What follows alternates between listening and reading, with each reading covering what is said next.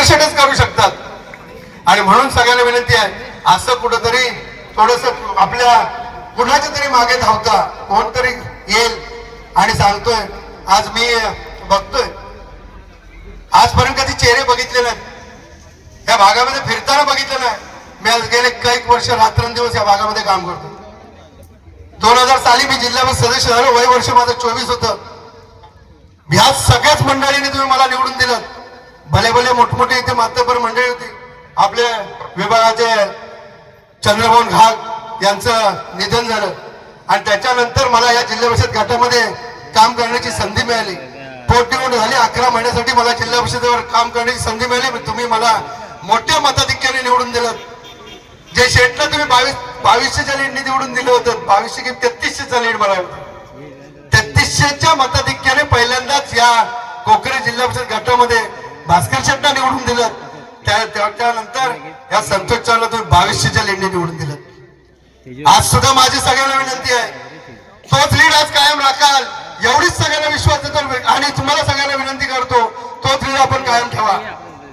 कारण पूनम चव्हाण सुद्धा निवडून गेला, त्याला सुद्धा मोठं मताधिक्य मिळालं। माझ्या दोन्ही त्यावेळेला पंचायत समिती सदस्य आले। आजही सांगतो, तिन्ही उमेदवारांना आपण निवडून देणारच आहात आणि द्यालच, हा विश्वास माझ्या मनामध्ये आहे। मोहन गागांच्या नंतर मला या भागामध्ये काम करण्याची संधी मिळेल। 2000 साली आज 26 साल आहे। गेले 26 वर्ष या भागाचं मी नेतृत्व करतोय, काम करतोय। कोण टिकला आहे मला सांगा, कोणाच्या नशिबात आहे? हे फक्त भास्कर शेठच्या नशिबात आहे आणि त्याच्यानंतर ह्या भागात संतोष चव्हाणच्या नशिबात आहे।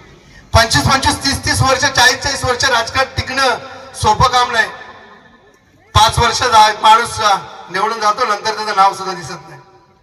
परंतु ह्या भागामध्ये 25-25, 30-30 वर्ष काम करणं सोपी गोष्ट नाही। टिकाय होतच राहतात, काम करतो त्यालाच बोलतात, काम करणाऱ्या माणसालाच बोलतात। परंतु आपण काम करत राहतोय, अडीअडचणी असेल, रात्र असेल, अपरात्र, कधी धावत या, कधी मदत करतोय, कोणाला कसाही माणूस असू दे, कुठेही उपयोगी पडतोय, अडीअडचणीला धावून येतोय। विकासाच्या साठी काम करायचं असेल तिथं धावून येतोय। रात्रंदिवस फिरणारा दुसरा कोण आहे? कोण या भागामध्ये आहे? आणि असे जर तुम्ही भरलेलं नेतृत्वालाच पुढे करणार की असे फक्त निवडणुकीसाठी येणाऱ्या ह्या चोरांना पुढे करणार, याचा सुद्धा विचार करणं गरजेचं आहे। कधीतरी येतील निवडणुका आल्या की फक्त दिसतात, परंतु आजच सांगतो, या जिल्हा गटामध्ये रात्रंदिवस फिरतोय। या कोकरे भागामध्ये तर मी कुठला असा आठवडा नाही, कुठला असा दिवस नाही की त्या मी 4 गावामध्ये नाही। माझ्या ह्या साईडला तर आहेच, पण या कोकऱ्या भागामध्ये कधी नाही आणि कधी मी गेलो नाही असं नाही। एकही वाडी शिल्लक ठेवली नाही की एकाही वाडीतला माणूस मग संतोष चव्हाणला ओळखत असा नाही, मग महिला असू दे किंवा पुरुष असू देत। एका छोट्या मोठ्या वाडीमध्ये, गल्ली बोळामध्ये आपल्याला काम आहे। त्या कोकऱ्यामध्ये कुठली अशी वाडी आपण शिल्लक ठेवलेली नाही, तिथे भास्कर शेठचं काम नाही, तिथे संतोष चव्हाणचं काम नाही, तिथे शंतू जाधवचं काम नाही, तिथं शशीधरचं काम नाही, अशी एकही वाडी तुम्हाला दिसणार नाही। परंतु आज माझी सगळ्यांना विनंती आहे, त्या सगळ्या भागातल्या लोकांना सुद्धा माझं आव्हान आहे की आपण विकासाच्या गप्पा मारत असाल तर भास्कर शेठ जाधवांच्या मागे राहा, ही सगळ्यांना माझी विनंती आहे। किती भूलथापांना बळी पडू नका, मी कळकळीतून सांगतोय। आपला जो विकास आहे, शेठ कायमचेच आहेत। आपल्या भागामध्ये काम करणारं साहेबांसारखं नेतृत्व आहे। नंतर आमचे विक्रांत जाधव आहेत, त्यांचे सुपुत्र आहेत, आज आमचे शिवसेनेचे जिल्हा प्रमुख आहेत, ते सुद्धा या भागामध्ये चांगलं लक्ष ठेवून आहेत। जिल्हा परिषद अध्यक्ष असताना त्यांनी अत्यंत मोलाची मदत या भागामध्ये केलेली आहे, खूप मोठी मदत। या आपल्या PSC ला मगाशी आमच्या जिल्हा पूनमने सांगितलं, PSC ला अँब्युलन्स असेल, PSC ची कामं असतील, मोठ्या प्रमाणात आमचे जिल्हा परिषद अध्यक्ष विक्रांत जाधव झाल्यानंतर झालेले आहेत। तर परत एकदा सगळ्यांना विनंती आहे, साहेबांचं भाषण आपल्याला सगळ्यांना ऐकायचं आहे। मी आजच सगळ्यांना सांगतो की आपण 9 तारखेला अशाच मोठ्या संख्येने उपस्थित राहा आणि विजय मिरवणुकीला या, एवढीच सगळ्यांना करण्याची विनंती करतो। जाताना सांगतो की आपण दोन्ही बटणं ही मशाल चिन्हासमोरचीच, मशाल समोरचीच आणि आम्हाला तिन्ही उमेदवारांना निवडून या, एवढे सगळ्यांना हात सोडून कळकळीची विनंती करतो आणि माझे 2 शब्द संपवतो। जय हिंद, जय महाराष्ट्र। मी पाहतोय, खरं तर मी प्रत्येकाला विनंती करतो की 7 तारखेला जाऊन तिथलं बटन दाबून या लोकांना विजयी करा। पण इथे मी तुम्हाला विजयी करा असं म्हणालो नाही, तर 9 तारखेला तारखेच्या मिरवणुकीलाच निघून या हे मी तुम्हाला सांगितलं. मला वाटत नाही संतोष फक्त ज्योतिषाची आता ज्योतिष बघायची गरज आहे असं मला काही वाटत नाही. आणि तू काय एवढा नाराज का होतो मला काही कळत नाही. उगाच जे आपण करतो त्याच्याबद्दलच ते केलं नाही म्हणून म्हणतात. त्यांनाच ते विरोधक म्हणायचे असतात, त्यांनाच विरोधक म्हणायचे असतात. ते काय म्हणाले, यापेक्षा या लोकांची तू सेवा केली आहे म्हणून एवढे हजारो लोक या ठिकाणी आलेले आहेत. त्यापेक्षा अशी माणसं येत असतात. तर ते थांबव रे बाबा, काय कर.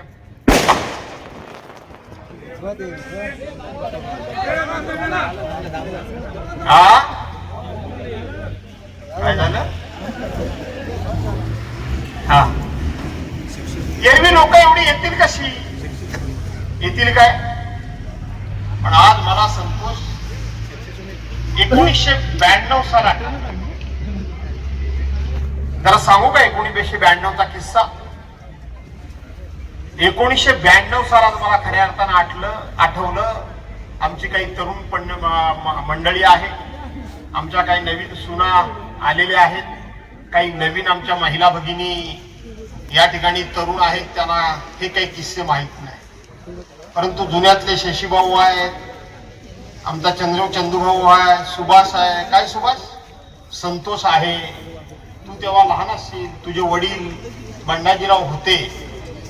त्या काळामध्ये तात्या नांदगावकर होते, पांडवाजा भोड होते, बालदादा शेलार होते, आत्मारामदादा शेलार होते, तिथं नारायणदादा भोड होते, शिवराम शेठ होते, किसोबा मामा राजे शिर्के होते, नाना राजे शिर्के होते, इकडं पलीकडं तुकाराम बुवा जाधव होते, अंकुश आप्पा आहेत म्हणजे होते, तिकडे कोकण्यामध्ये परशुराम दळवी आपले किंवा पांडुरंग दळवी, रघुआबा असतील किंवा गोपाळदादा डिके असतील, देवजीदादा गोरिवले असतील, आमचे पांडुरंग मुकादम असतील किंवा वाकडे मामा असतील, अशी कितीतरी जुनी माणसं ज्यांची मला आता आठवण झाली. त्यावेळेला या भागातून मी निवडणुकीकरता जिल्हा परिषदेला उभा राहिलो होतो. जिल्हा परिषदेला मी उभा राहिलो होतो कारण माझा तुर्बोगडा महिला झाला होता आणि इथून मला या लोकांनी स्वतःहून उमेदवारी दिली होती. विरोधकांनी त्यावेळेला चंग बांधला होता. मी कैलासवासी माजी खासदार कैलासवासी खासदार निकम साहेबांची पुन्हा पुन्हा आठवण काढतो. मी त्यांना धन्यवाद देतो. तेव्हा त्यांनी चंग बांधला होता आणि तेव्हा त्यांनी भाकीत केलं होतं. मी उभा राहिलो तेव्हा भाषण करताना त्यांनी सांगितलं होतं पोखरीच्या हायस्कूलमध्ये की या चिपळूण तालुक्यामध्ये एकूण 27 उमेदवार आहेत. या 27 पैकी 26 निवडून आले तरी चालते, पण हा एक भास्कर जाधव येता कामा नये.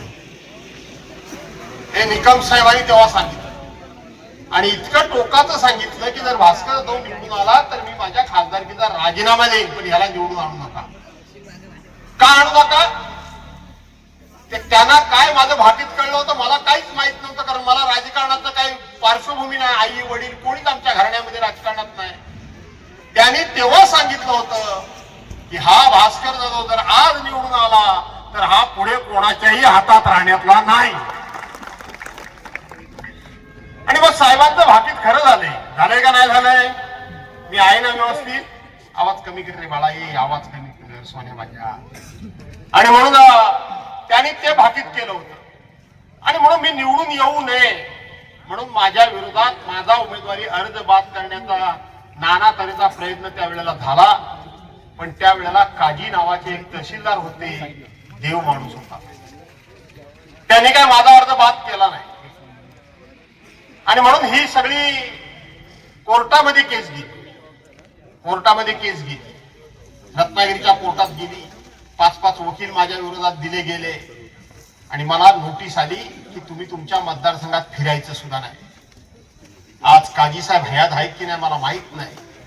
नोटीस बोर्डावर लागली, मला नोटीस दिली गेली. मी जर काजी साहेबांना भेटलो आणि विनंती केली की साहेब मला फक्त 12 तास द्या. 12 तास मला नोटीस बजावली. याची कुठं माहिती बाहेर येऊन देऊ नका. आता सगळे मोबाईल तेव्हा नव्हतेच, बाहेर कुठे येऊन देऊ नका.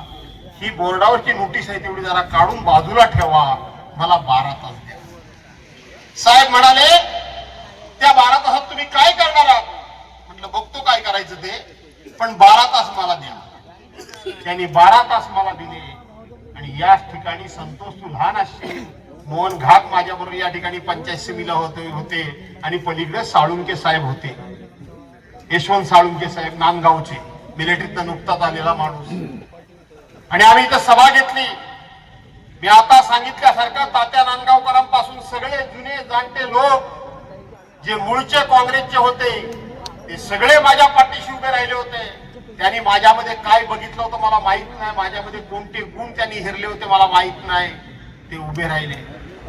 आणि इथं मी एक भाषण केलं की ज्या वेळेला छत्रपती शिवाजी महाराजांना औरंगजेबाच्या दरबारात नेण्याकरता म्हणून मिर्झा राजे जयसिंग हे आपल्या महाराष्ट्रामध्ये आले आणि आता दिल्लीला जावंच लागणार, दुसरा पर्याय काय नाही. किल्ले गेले, सगळे गेले आणि शिवाजी महाराज हे दिल्लीला जायला निघाले. त्यावेळेला त्यांनी त्यांच्या सर्व गड्यावरच्या सर्व गड किल्ल्यावरच्या त्यांच्या पहारेकरांना, त्यांच्या सरदारांना त्यांनी बोलवलं आणि बोलवलं. मी सांगितलं की मी दिल्लीला चाललोय, आता सगळ्याचं रक्षण करणं हे सगळं सांभाळणं तुमच्या हातात आहे. आणि म्हणून एकदा संध्याकाळी 6 वाजले की गडाचे दरवाजे अजिबात उघडायचे नाही, कोणीही आला तरी गडाचे दरवाजे उघडायचे नाही, हे छत्रपती शिवाजी महाराजांनी सांगितलं. महाराजांचा आदेश हा त्या गडावरच्या जे हे होते, म्हणजे त्यांना काय म्हणतात रे ते, नाही पहारेकरी, गड किल्लेदार, हा गड किल्लेदार, त्यांना पाळणं मान्यच होतं आणि करावंच लागत होतं. आणि महाराजांनी शेवटी एक दिवस वेश बदलला आणि एका गडावर गेले. त्यांनी पहारेकरला, गड किल्लेदारला पुन्हा पुन्हा पुन्हा पुन्हा विनंती केली की दरवाजा उघड, दरवाजा उघड, दरवाजा उघड. त्यांनी काही दरवाजा उघडला नाही. माझ्या राजाचा आदेश आहे, मी दरवाजा उघडणार नाही. शेवटी छत्रपती शिवाजी महाराजांनी सांगितलं दरवाजा उघड नाही तर तुझं मुंडकं छाटून टाकीन. तो म्हणाला माझं मुंडकं छाटलं तरी सुद्धा मी दरवाजा उघडणार नाही. शेवटी शिवाजी महाराज खुश झाले आणि त्यांनी सांगितलं अरे मी साक्षात छत्रपती शिवाजी महाराजच आहे, दरवाजा उघड. तो म्हणाला तुम्ही शिवाजी महाराज असलात तरी मी दरवाजा उघडणार नाही, माझ्या राजाचा आदेश आहे. शिवाजी महाराज तिथून मागून व मागे वळले आणि दुसऱ्या दिवशी दरबार भरला. त्या किल्लेदारला छत्रपती शिवाजी महाराजांनी बोलावून घेतलं आणि घडलेला वृत्तांत सगळ्या सरदारांना सांगितला आणि सगळ्यांना असं वाटलं की आता त्याचा शिरच्छेद होणार. शिवाजी महाराजांना सुद्धा त्यांनी दरवाजा उघडला नाही, किल्ल्याचा दरवाजा उघडला नाही, आता त्याचा शिरच्छेद होणार, याला शिक्षा होणार. आणि मग शिवाजी महाराजांनी त्याला जवळ बोलवलं, आलिंगन दिलं, त्याचा सत्कार केला आणि सांगितलं की आता मी दिल्लीला जायला निश्चिंत मनानं मोकळा झालोय. आता मला खात्री झाली की प्राण गेला तरी माझ्या किल्ल्याचा दरवाजा हा विरोधकांना उघडला जाणार नाही. मी एवढ्या हजारांच्या संख्येनं आलोय. हा किस्सा मी सांगितला आणि मी सांगितलं की मी कोर्टाच्या केसेस खेळायला जातोय, मला मतदारसंघामध्ये फिरण्याची बंदी आहे, आता माझा किल्ला सांभाळण्याची जबाबदारी तुमची आहे. आणि आठवत असेल ते तुम्हाला सर्वांना कितीही जंग पचारला तरी गावामध्ये लोकांनी रात्रभर पहारे लावले, दिवस रात्र पहारे लावले, गावामध्ये कोणालाही शिरू दिलं नाही. मतदानाच्या आदल्या दिवशी माझ्या बाजूने रिझल्ट लागला आणि लोकांनी समोरच्या माणसाचं डिपॉझिट जप्त होईपर्यंत मला मतदान देऊन मला निवडून आणलं. मी तुम्हाला हेच सांगायला उभा आहे. आज पुन्हा एकदा 1992 साल मला दिसायला लागलाय. ज्या तडफेनं, ज्या तळमळीनं संतोषची पत्नी आणि सर्व त्यांचे सहकारी काम करतायत. विरोधकांच्याकडे प्रचंड पैसा आहे, खोट्या नाट्या अफवा पसरवणं याशिवाय त्यांच्या हातामध्ये काय असू शकत नाही. निवडणूक जवळ आली की फक्त सर्वांना विकास आठवतो, निवडणूक संपली की तुम्ही तुमच्या घरी, आम्ही आमच्या घरी, तुम्ही तुमच्या घरी, आम्ही आमच्या घरी. आणि म्हणून मला ती आठवण एवढ्या करता झाली की आजपासून रात्रीचे दिवसाचे दरवाजा ठोठावायला येतील. आणि आता हे काही नवीन नाही राहिलंय. तुम्ही बघताय सध्या उमेदवाराची गुणवत्ता बघितली जात नाही, त्याचं काम बघितलं जात नाही, त्याचं वागणं बघितलं जात नाही. दिवस रात्र कष्ट काय करतोय, रात्री अपरात्री आपल्या करता कसा धावतोय याचा विचार केल्याशिवाय केला जात नाही. तर हा उमेदवार पर मताला किती पैसे वाटतोय, किती पैसे वाटतोय हे बघितलं जातं. बांधवानो भगिनीनो, हे बघण्यापेक्षा प्रामाणिकपणे सेवा देणारा संतोष चव्हाण याच्याच पाठीमागे तुमचे आशीर्वाद उभे राहिले पाहिजे. दरवाजे उघडता कामा नये. आपण बघितलं असेल 2022 साली शिवसेना तोडण्यात आली. शिवसेना पक्षाचे पक्षप्रमुख यांना राज्याच्या गादीवरून खाली ओढण्याचं काम त्यांच्याच मंत्रिमंडळातल्या त्यांच्याच पक्षाने लोकांनी केलं, भाजपच्या नादाला लागून केलं ना. त्या दिवसापासून आपला पक्ष रोज तोडला जातोय, रोज कुठे ना कुठेतरी पक्षप्रवेश केला जातोय, रोज कुठे ना कुठेतरी प्रत्येकाच्या गाड्यामध्ये पटके टाकून आमच्या पक्षात आले, आमच्या पक्षात आले. त्यांना असं वाटतं हे आले ते आले ते आले म्हणजे बाळासाहेबांची शिवसेना, जी मूळ बाळासाहेबांची शिवसेना आहे ती आम्ही संपवू. पण ही तुमची हजारोंची संख्या बघितल्यानंतर आज सर्वांना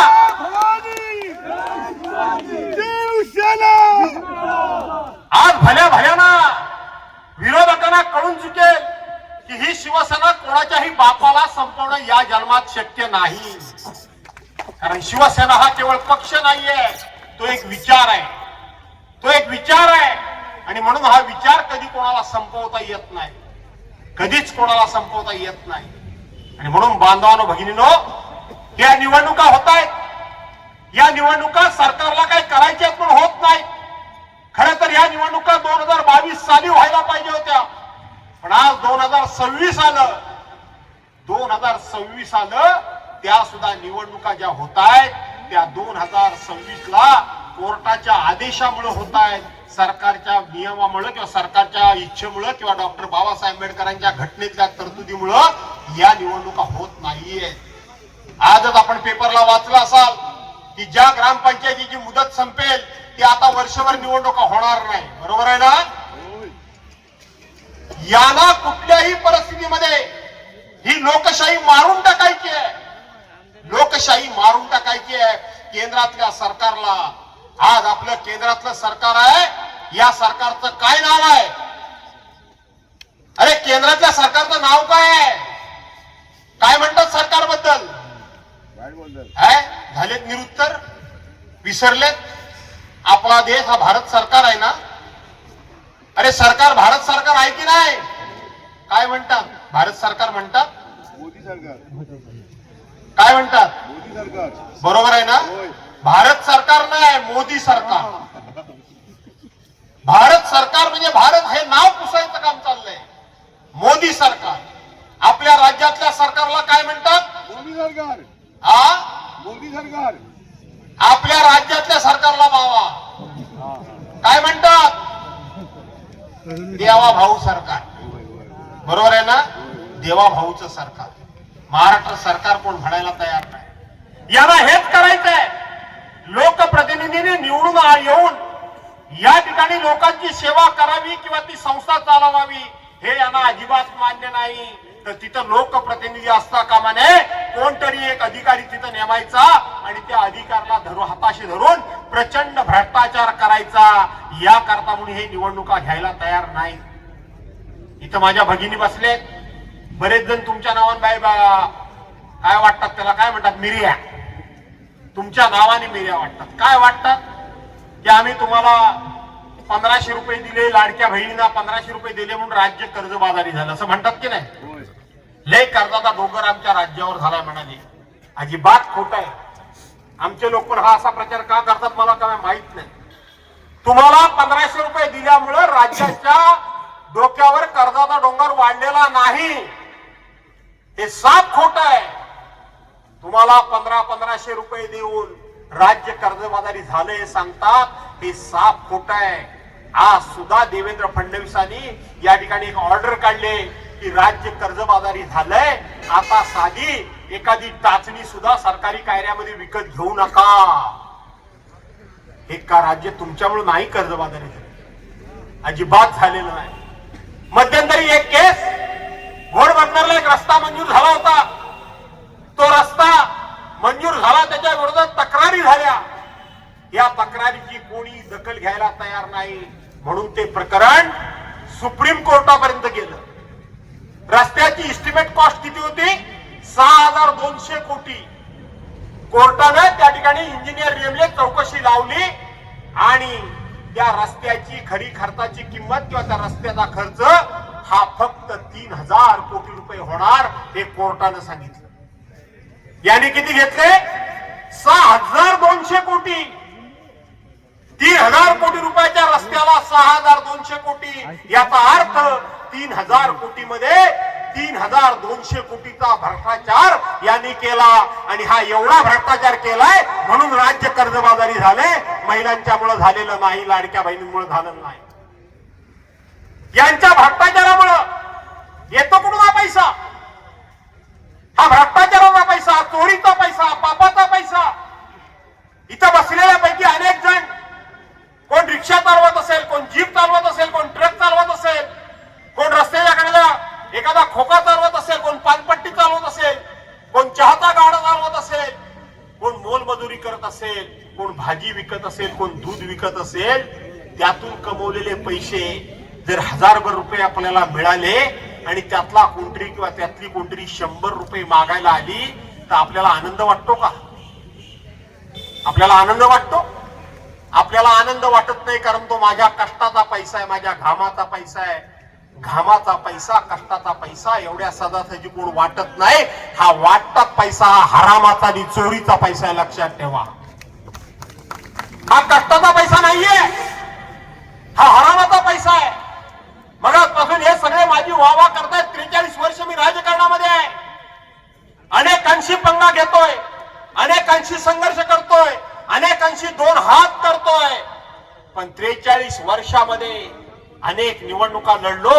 माझ्या राजकीय जीवनाला किंवा निवडणुकीच्या राजकीय जीवनाला याच भागातून सुरुवात झाली. पण तुम्हाला मी कधी 5 रुपये देऊन तुमचं मत विकत घेतलं नाही. तुम्हाला कधी 5 रुपये देऊन मी तुमचं कधी मत विकत घेतलं नाही. आणि तुमची कामं करताना सुद्धा तुमच्याकडून हाफ चहा सुद्धा मी प्यायलेला नाही, हाफ चहा सुद्धा प्यायलेला नाही. ते माझं कर्तव्य आहे म्हणून मी पार पडतोय. आणि तुम्ही म्हणता की हा काम करतो म्हणजे याला मत दिलं पाहिजे. आणि म्हणून हा संतोष दिवस रात्र तुमच्या करता मरतोय, दिवस रात्र मरतोय. मी अनेक वेळा बडबडत असतो त्याला, अरे काय करतोस काय? घर नाही, दार नाही, दिवस नाही, रात्र नाही, एकटा नाही, दुखता नाही, कधी नुसता वणवण वणवण वणवण वणवण फिरत असतोस. जरा काळजी घे, घराकडे बघ, मुलाबाळांच्या शिक्षणाकडे लक्ष दे, हे मी त्याला बडबडतो. आणि मग निवडणुका आल्यानंतर खोट्या मोठ्या तक्रारी करायच्या. हा प्रचंड पैसा वाटायचा. हा पैसा भ्रष्टाचाराचा पैसा आहे, भ्रष्टाचाराचा पैसा आहे, लक्षात ठेवा. या भागामध्ये सदानंद चव्हाण येऊन गेले असतील, गेले काय? सध्या पैसा वाटायचं काम त्यांचं जोरात चालू आहे. सदानंद माहितीये का तुम्हाला? माहिती आहे का नाही? चंदू भाऊ 2दा आमदार केलो, बरोबर आहे ना? एकच भाषण. काय भाषण? मी बाळासाहेबांना भेटायला गेलो आणि बाळासाहेब म्हणले, अरे सदानंद आपला भगवा झेंडा खाली उतरला रे. दुसरं भाषण कधी काय असायचं काय? म्हणजे मी शिवसेना सोडली तेव्हा एकच भाषण. अरे मी त्यांचं 20 वर्षात नाव घेतलं नाही, पण आता मुद्दामून घेतोय. अरे सदानंद झेंडा उतरला भगवा. आता हा गडी नाही, साधा एखादा ग्रामपंचायत सदस्य, साधा शाखा प्रमुख पण नव्हता, बरोबर आहे ना? तो बाळासाहेबांपुढे म्हणणार, अरे सदानंद झेंडा उतरला. 10 वर्ष आमदार झाला, 10 वर्ष. शेवटची निवडणूक हरला. काय कारण सांगितलं चंदू भाऊ? काय कारण काय सांगितलं? की माझ्याकडे पैसा नाही. खरं आहे का खोटं आहे? माझ्याकडे पैसा नाही आणि पैसा नसल्यामुळं मी कमी पडलो, बरोबर आहे? मग आता ह्या सदानंद चव्हाणांच्याकडे शेकडो कोटी रुपये आले कुठून? आले कुठून? आज पैसे वाटायला सदानंद चव्हाण सगळीकडे पुढे राहतात. स्वतःच्या निवडणुकीमध्ये वाटायला यांच्याकडे 1 रुपया नव्हता. आता त्या सिद्धार्थ कदम असेल या कोण असेल यांना पैसे भरभरून देतात. आले कुठले पैसे? भगवा उतरला उतरला. ह्यानी चिपळूणचा भगवा उतरला आणि तिकडे गेले, ते ह्याच्या करता गेले आणि ते पैसे आणून वाटतायत. आता ते पैसे वाटतायत, पण लोकांचे हापाबाई त्यांच्या पाठीमाग. तिवऱ्याचं धरण फुटलं तुम्हाला माहिती आहे. 25 माणसं मेली, 25. मी दिलं धरण. मी त्यावेळेला मला भेटले, त्यांची आता ती बिल्डिंग आहे त्याच्या खाली काळोखातून भेटले आणि म्हणाले उद्या आत्महत्या करतो. अरे एखाद्याचं उद्घाटन करण्यासारखं सांगितलं मला, आत्महत्या करतो. नाही तर मग उद्या मी एखाद्या दुकानाचं उद्घाटन करतोय, नाही तर दुसरं लग्न करतोय वगैरे असं काय सांगितल्यासारखंच आहे. म्हणजे आत्महत्या करतो. बरोबर, का आत्महत्या करतोस? तर म्हणला मी आता ह्याच्यातून आलो कराडवरनं, त्या कुठल्या तरी बाबाच्या दर्गेतनं. त्यानं सांगितलं तुझा जगून काय आता उपयोग नाही, तू आता आत्महत्या केलेली बरी. आणि तिच्या बाबान जगायचा उपचार सांगायचा का आत्महत्या करायचा सांगायचा? अरे बरं झालं काय? मी कर्जबारी झाली. मला हाल कर्जबाजारी का तू एकटाच आहेस? असे काही लोक अडचणीत असतात, अडचणीचा सामना करावा लागतो. त्या अडचणीच्या विरोधात छातीचा कोट करून उभं राहावं लागतं, संघर्ष करावा लागतो. त्या अडचणीला परतवून लावण्याचा धैर्य बाळगावं लागतं. उद्या ये म्हटलं घरी, उद्या ये घरी. आणि घरी बोलावून घेतलं. मी तेव्हा आमदार होतो आणि एक तिवऱ्याचं धरण दिलं. गावा फुगलाच तो एकदम, तो कायम फुगला.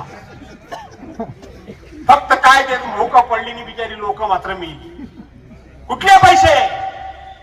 हे सगळे चोरीचे पैसे आहेत.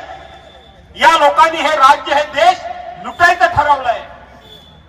छोटे मोठे पक्ष संपवायचं ठरवलंय. 4-5 दिवसापूर्वी आपल्या राज्यामध्ये एक घटना घडली, माहितीये? दुर्दैवी घटना घडली, माहितीये की नाही तुम्हाला? राज्याचे उपमुख्यमंत्री अजितदादा पवार यांच्या विमानाचा अपघात झाला, हे माहितीये की नाही तुम्हाला? तुम्ही सर्वांनी बघितला टीव्हीवर.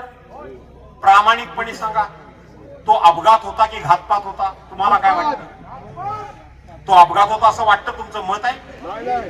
तुम्हाला आतलं मन सांगते की तो अपघात होता? तो अपघात नव्हताच.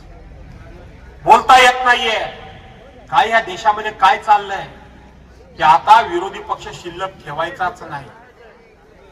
बोलतात ना काही पक्षाचे नेते, विरोधी पक्ष ठेवायचा नाही, छोटे मोठे पक्ष ठेवायचे नाही, सगळे संपवून टाकायचे. काय म्हणाले होते अजितदादा? अजितदादा असेच म्हणाले होते की 70,000 कोटी रुपयाचा भ्रष्टाचाराचा आरोप ज्यांनी माझ्यावर केला त्यांच्या मांडीला मांडी लावून मी सत्तेमध्ये आहे. बोलले. भाजपच्या लोकांनी दम दिला. मुख्यमंत्री आमचे आहेत, गृहमंत्री आमचे आहेत, तुमची अजून कोर्टामध्ये केस आहे, तोंड उघडू नका.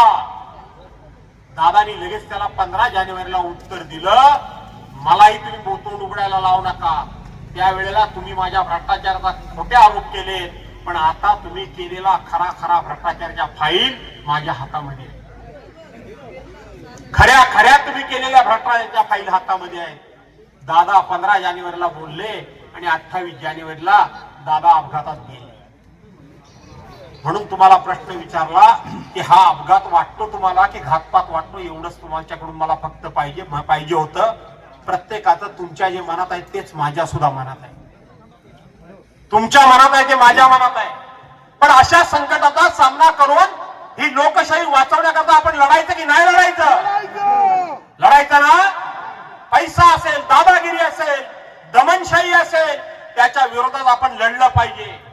ही लोकशाही वाचवण्याकरता, हे डॉक्टर बाबासाहेब आंबेडकरांचं संविधान वाचवण्याकरता आपण लढलं पाहिजे. आपण लढायचं ना. जोपर्यंत तुमच्यासारखी माणसं पाठीमागे आहेत तोपर्यंत भीतीभय माझ्यासारख्या माणसाला अजिबात नाही. अनेक जण मला समजवतात, साहेब फार अंगावर घेता, साहेब तुम्ही प्रत्येकाची काय गय करत नाही, जरा जपून सगळे मला सांगत असतात. ठीक आहे, जे काय व्हायचं ते होईल, पण हे लढलं पाहिजे. प्रत्येकानं जर असं घाबरण्याची भूमिका घेतली तर ह्याच्या विरोधात लढायचं कोणी? आणि म्हणून आम्ही लढायचं की नाही लढायचं ना. डॉक्टर बाबासाहेब आंबेडकरांच्या संविधानाचा मान सन्मान राखायचा का नाही राखायचा? काय झालं 26 तारखेला नाशिकमध्ये 26 जानेवारीला ज्या डॉक्टर बाबासाहेब आंबेडकरांच्या नावानं प्रजासत्ताक दिन म्हणून ओळखला जातो, ज्यांनी प्रजेची सत्ता प्रजेच्या हातात त्या संविधानाच्या माध्यमातून दिली, या राज्याचा मंत्री, भाजपचा मंत्री गिरीश महाजन नाशिकमध्ये झेंडा वंदनाच्या वेळेला प्रजासत्ताक दिनाच्या दिवशी, एरवीच्या झेंडा वंदनाच्या दिवशी नाही, प्रजासत्ताक दिनाच्या दिवशी त्या ठिकाणी डॉक्टर बाबासाहेब आंबेडकर सोडून बाकी सगळ्यांच्या नावाच्या घोषणा देतो, सगळ्यांचा जय जयकार करतो. हे तुम्हाला वाटतं विसरून झालं असेल? डॉक्टर बाबासाहेब आंबेडकरांचं नाव त्यांनी विसरले असतील काय? हे जाणीवपूर्वक सगळं चाललंय. आणि मग हे जाणीवपूर्वक चाललेलं असताना एकनाथराव शिंदे तोंड का नाही उघडत? तोंड का नाही उघडत? आणि जे एकनाथराव शिंदे तोंड उघडत नाही त्या एकनाथराव शिंदेच्या उमेदवारांना तुम्ही निवडून देणार? देणार काय? का शेखर निकम तोंड का नाही उघडत? याबद्दल शेखर निकम का बोलत नाही? डॉक्टर बाबासाहेब आंबेडकरांबद्दल त्यांना एवढं प्रेम आहे तर. आणि म्हणून त्यांच्या देखील उमेदवारांना तुम्ही निवडून देणार? आम्ही बोलतोय की नाही बोलतोय? आम्ही बोलतोय. आणि म्हणून आमच्या उमेदवारांना तुम्ही संतोष आणि या लोकांना निवडून दिलं पाहिजे. निवडून द्या. ही लढाई तत्वाची आहे, ही लढाई सिद्धांताची आहे, ही लढाई विचारांची आहे, ही लढाई अन्यायाच्या विरोधाची आहे, ही लढाई भ्रष्टाचाराच्या विरोधातली ही लढाई आहे. आणि ही लढाई सिद्धांताकरता आणि तत्वाकरता तुमच्यासारख्यांच्या पाठिंब्यावर लढण्याचं धाडस आम्ही या ठिकाणी केलेलं आहे. आले काल एकनाथ शिंदे, उदय सामंतांनी भाषण केलं. काय भाषण केलं? किती लवड बोलतात, किती खोटं बोलतात, प्रत्येकाला खुश करण्याकरता म्हणून. काय सांगितलं? भाषण काढून बघा. त्यांनी सांगितलं, शिंदे साहेब तुम्ही 100 कोटी रुपये दिलेत म्हणून आता जिल्हा परिषदेची नवीन इमारत होते आणि त्या नवीन इमारतीमध्ये हे नवीन नवीन निवडून जाणारे सदस्य आता मोठ्या आनंदाने बसतील. एकनाथ शिंदेने दिले पैसे ते. माझाच मुलगा विक्रांत त्यावेळेला अध्यक्ष होता. माझाच मुलगा विक्रांत त्यावेळेला अध्यक्ष होता. उद्धव साहेब राज्याचे मुख्यमंत्री होते आणि खऱ्या अर्थानं प्रामाणिकपणे सांगितलं पाहिजे, ते राष्ट्रवादीचे असले तरी सुद्धा 75 कोटी अजितदादांनी दिले. अजितदादांनी दिले 75 कोटी अजितदादांनी दिले. एकनाथ शिंदेंनी काही संबंध नाही. पण पालकमंत्र्यांच्या बाबतीत मी कधी काही बोलत नाही, पण त्यांनी आता भारीच खोटं बोलायचं सपाटा लावलेला आहे. उठसूट आपलं तुमच्यामुळे हे झालं, ह्यांच्यामुळे हे झालं, ह्यांच्यामुळे झालं. काय तुमच्यामुळे झालं? काही होऊ शकलेलं नाही. आणि म्हणून सकाळ संध्याकाळ खोटं बोलायचं काम हे लोक करतात. उद्या आहे मी खेडमध्ये, त्या राम्याचं तेल काढायचं ना, गाड्या हो एकदम. आपण आमदार झालो 4-4 वेळा, आपण मंत्री झालो, सन्मानात राहिलं पाहिजे, मानात राहिलं पाहिजे. कुठेही उठला की आपला नुसता माझ्याबद्दल बोलत असतो. मी दुर्लक्ष करतो की अशा माणसांच्या नादाला लागायचं नाही. पण हा सकाळ संध्याकाळ माझ्याबद्दल बोलतो. काय बोलला? माझ्या मुलांबद्दल की मुलं ही कॉन्ट्रॅक्ट घेतात आणि कॉन्ट्रॅक्ट घेऊन काम करतात. माझ्या घराण्यातला माणूस कॉन्ट्रॅक्ट एकतरी घेतो काय बघा. कशाला घेतील? तुम्ही साल्यानो हप्तेच घेता. कॉन्ट्रॅक्ट घेऊन काम करावं लागतं, बरोबर आहे का नाही? मेहनत करायला लागते, टेंडर भरायला लागतं, कॉम्पिटिशन मध्ये मिळवायला लागतं. तुम्ही फक्त हप्तेच गोळा करणार आहे, दुसरं काय करणार आहे? काय करणार आहेत काय? या रत्नागिरी जिल्ह्यामध्ये ही लागलेली कीड आहे. काय काय लोक म्हणते स्वतःच्या पत्नीच्या नावावर बार चालवणारा माणूस हा 30 वर्ष बार चालवतो. महिला नाचवून त्या महिलांनी बुडवलेले पैसे गोळा करून तुम्ही राजकारण करता. त्याच्यापेक्षा आम्ही कष्ट करून जे आमच्या घामानं पैसे मिळतात त्याच्यात आम्हाला मान सन्मान वाटतो. आम्ही शेतामध्ये नांगर धरून आम्ही पिकवलेलं धान्य खाण्यात आम्हाला आनंद वाटतो. बरोबर आहे का नाही? वाटायला पाहिजे. आम्ही शिमग्यात आमच्या देवीची पालखी घेऊन मोठ्या आनंदानं नाचतो. नवरात्राच्या उत्सवामध्ये धोतर पगडी घालून अगदी माझ्या शारदा देवीच्या दरबारामध्ये मी नाचतो. याचा मला आनंद आहे, याचा मला आनंद आहे. तुमच्यासारखं नाही बायका नाचवून पैसे कमवायचे आणि ते पैसे उडवायचे आणि दुसऱ्याला तुम्ही दोष द्यायचा. आम्ही कधी काही बोलत नाही, कारण काय नालायक माणसांच्या नादाला लागून ते काहीतरी उलटसुलट बोलतात. त्यापेक्षा आपण दुर्लक्ष करतो, आपण दुर्लक्ष करतो. ते उदय सामंत, मी कधीच त्यांच्याबद्दल काय बोलत नाही, पण हल्ली चिपळूणमध्ये वगैरे भारी येऊन बोलायला लागले.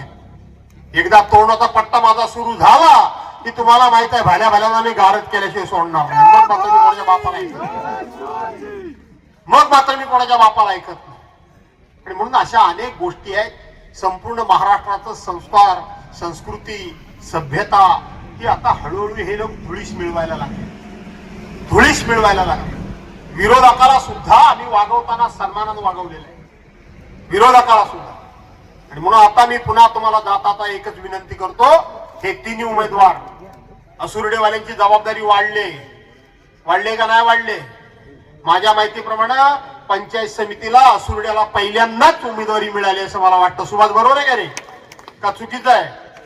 काय तर तुकाराम शेठ चौगले हयात नाहीत, आपल्या बरोबर कायम असायचे. तो सफेद लेंगा, ते सफेद शर्ट आणि हातामध्ये अडकवलेली पानाची पिशवी, बरोबर आहे ना? का नाही? बिचारे आता आपले हे पण गेले, वसंतराव गेले ना, आणि आपले नाना पण गेले ना, वसंतराव पण गेले, आपले बाबाराम भाऊ पण गेले, सगळी जुनी माणसं गेली. हा राजाभाऊ पाष्टे गेला कशाने?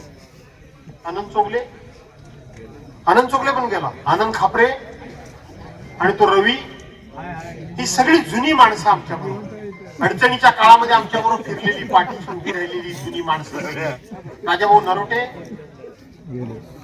राजाभाऊ पण गेला. अरे बापरे, बरीच माणसं. ठीक आहे, हल्ली येणं जाणं कमी झाल्यामुळं हे नक्की काय घडलं हे माहित नसतं. आणि म्हणून पुन्हा एकदा आपल्या सर्वांना मनापासून धन्यवाद देतो. माझ्या बहिला भगिनींना विनंती करतो, काय करायला ह्या वेळेला? मागच्या वेळेला जरा हात तुमचा कापत होता माझ्या नावाच्या पुढं, बरोबर आहे का नाही? हा 1500 रुपये, बरोबर? 1500 रुपये घेतले हो, आणि मग तुम्हाला सारख्या चर्चा सुरू व्हायच्या, काय ग करायचं बाय? 1500 रुपये आले, पण 3 महिन्याचे एकदम 4500 आले. हो, पण काय तो भास्कर जो आपलाच आहे, त्याचं काम करायला पाहिजे, त्याला मत द्यायला पाहिजे. मग दुसरी म्हणजे वसाडे काय घेते, 4500 रुपये आले, तर महिना 1500 रुपये आले. तो आमका आला होता, तो म्हणत होता भास्कर तुला मत दिलं तर 1500 रुपये तुमचे बंद होतील, बरोबर आहे का नाही? 1500 रुपये बंद होतील असं तुम्ही म्हणायचं, बरोबर आहे? माझ्यावर प्रेम होतं. कोण राजू बेंडल? कोणी तुमच्यापैकी राजू बेंडला बघितला? सांगा जरा, एकेनं हात वर करा बघू, नाही तर पुरुषांनी पण बघा. या भागात त्या राजू बेंडला मी काय काम केलं? 5 पैशाचं काम केलंय काय? माझ्यापेक्षा जास्त मतं दिली, त्या 1500 रुपयाकडे बघून दिली. त्यातल्या अर्ध्या मुर्ध्या म्हणत होता नाही बाई भास्करचा तुला द्यायला पाहिजे, दुसरी म्हणायची नाही. आता माझ्या एका प्रश्नाचं उत्तर तुम्ही द्या, सगळ्या महिलांनी माझ्या विरोधात मतदान केलं काय? अगं सगळ्यांनी केलं का बायानो? पैसे घेऊन पण मला मतं दिली की नाही? काय जणींनी दिलीत ना? नक्की दिली, 100% असं माझ्या विरोधात केलं नाही. मग तुमचे आता 1500 रुपये बंद झालेत काय? नाही ना? याचा अर्थ की ज्यांना 1500 रुपये मिळाले आणि ज्यांनी मला मतं दिली त्यांचे 1500 रुपये बंद झाले नाहीत. त्यामुळे कोणाचेही पैसे बंद करण्याच्या बापाची कोणाची हिंमत नाही. मी पाठीशी उभा आहे. हे पैसे सरकारी आहेत, हे पैसे सरकारी आहेत. त्यामुळं असं काय कुणी घाबरवलं की 1500 रुपये जातील? काय जात नाही, काही जात नाही. मला सुद्धा काय जणींनी न बोलता सांगितली नाही, म्हणजे ती कोण शेजारची मैत्रीण होती तिला सांगितलं नाही, पण इमानदारीत मला पण 1500 रुपये त्यांनी घेऊन मतं दिलेली आहे. मला माहिती आहे महिला जर विरोधात गेल्या तर पुरुषांपेक्षा महिलांचंच जास्त मतदान असतं. मला एवढी मतं कुठली मिळाली असती? आणि म्हणून कोणी मत करत नाही. पण काय हे नेमकं काय आताच झालंय का? संजय गांधी निराधार योजनेची पेन्शन मिळते की नाही? वृद्धकाळ म्हातारपणाची योजनेची पेन्शन मिळते की नाही? निराधार योजनेची पेन्शन मिळते की नाही? अनेक प्रकारच्या योजना पैसे मिळतात, ते काय बंद होत नाहीत. आणि म्हणून हे सुद्धा कोणी बंद करू शकणार? काय म्हणता बोला, हे सुद्धा काय तुमचे पैसे बंद होणार नाही.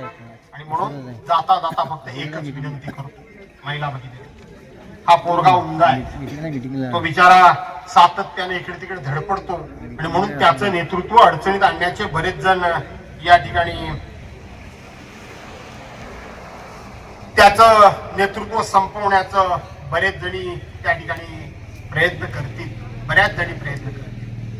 पण ज्या पद्धतीने दिवा लावताना माझ्या महिला भगिनी जर बारीकशी वाऱ्याची झुळूक आली तर हाताची ओंजळ करतात, हात असा आडवा धरतात आणि त्या वाऱ्यापासून त्या दिव्याचं संरक्षण करतात. आणि तो दिवा विजू देत नाही.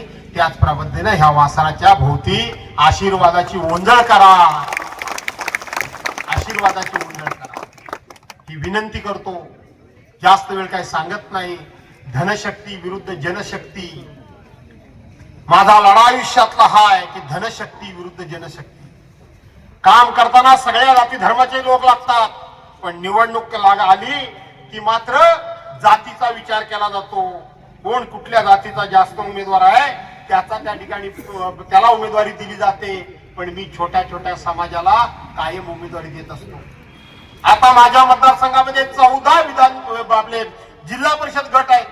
त्याच्यामध्ये 12 जणांना 12 समाजाला आपण त्या ठिकाणी उमेदवारी दिलेली आहे. 12 समाजाला, कोष्टी समाजाला पण उमेदवारी दिली, भंडारी समाजाला पण उमेदवारी दिली, कुंभार समाजाला पण उमेदवारी दिली, लोहार समाजाला पण उमेदवारी दिली, कुणबी समाजाला पण उमेदवारी दिली, मराठा समाजाला सुद्धा उमेदवारी दिली, बौद्ध समाजाला सुद्धा उमेदवारी दिली, मुस्लिम समाजाला सुद्धा उमेदवारी दिली, खारवी समाजाला सुद्धा उमेदवारी दिली, वाणी समाजाला सुद्धा उमेदवारी दिली आणि डोंगरामध्ये एकाच दुसरं कुठेतरी घर असणाऱ्या धनगर समाजाला सुद्धा मी उमेदवारी दिलेली आहे आणि बेलदार समाजाला सुद्धा उमेदवारी दिली आहे. अशा वेगवेगळ्या 12 समाजांना उमेदवारी दिली आहे. कारण मी या ठिकाणी बहुजन समाजाचा नेता म्हणून, बहुजन समाजाचा माणूस म्हणून मी काम करतो. त्यामुळं 12 बलुतेदारांच्या हिताचं रक्षण करणं ही मी माझी जबाबदारी समजतो. फक्त मोठमोठ्या समाजाला उमेदवाऱ्या द्यायच्या, निवडून आणायचं आणि छोट्यातल्या छोट्या समाजाला सुद्धा असं वाटतं की कधीतरी आपण सुद्धा त्या खुर्चीवर बसावं. तुम्हाला ती ममता खांबे पलीकडची जर सांगितली, ममता खांबे तिचा जर किस्सा सांगितला तर महिला भगिनींनो आश्चर्य करा. त्या आमच्या शशिकांत राणींचा 2 ड्रेस सुद्धा नाही अंगावर. उमेदवारी मागितली, 35 वर्ष काम करतोय, देऊन टाकली उमेदवारी, देऊन टाकली प्रामाणिक माणसाला. आणि म्हणून सगळ्या समाजाला मी प्रतिनिधित्व देतो. ते बघून हे आमचे वंचित विकास आघाडीचे लोक त्यांनी सुद्धा निर्णय केला की भास्कर जाधवच्या हातात हात घालून आपण गेलं पाहिजे.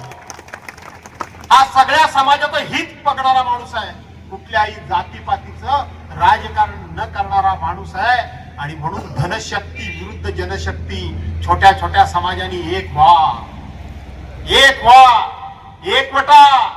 छोटे छोटे समाज लोक आपल्या गळाला लावण्याकरता सहज सोपे समजतात.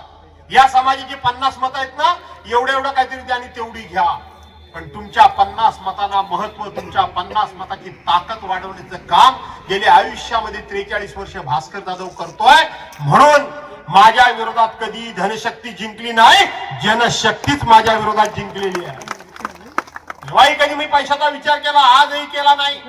43 वर्षामध्ये एवढा सुद्धा माझ्यावर भ्रष्टाचाराचा आरोप नाही.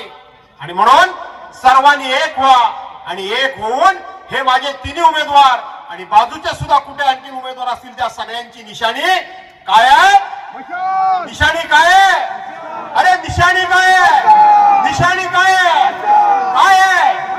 त्या मशाली समोरचं बटन दाबून या सर्वांना विजयी करा आणि 9 तारखेला मिरवणुकीला या आणि मला पण बोलवा अशी विनंती करून आपली रजा घेतो. जय हिंद, जय महाराष्ट्र.